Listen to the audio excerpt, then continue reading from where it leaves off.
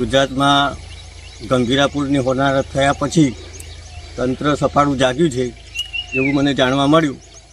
અમારા ઈસરી ગામથી લગભગ 2 કિલોમીટર દૂર ટુંડોર ગામે એક પુલ આવેલું છે જે જર્જરિત હાલતમાં છે.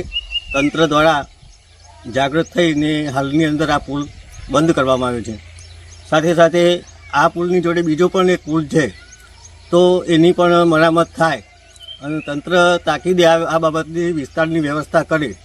મારું એવું કહેવું છે કે 10 કિલોમીટર જેટલું અંતર કાપીને ડાયવર્ઝનમાં હાલના તબક્કે તો લોકોએ જવું પડશે.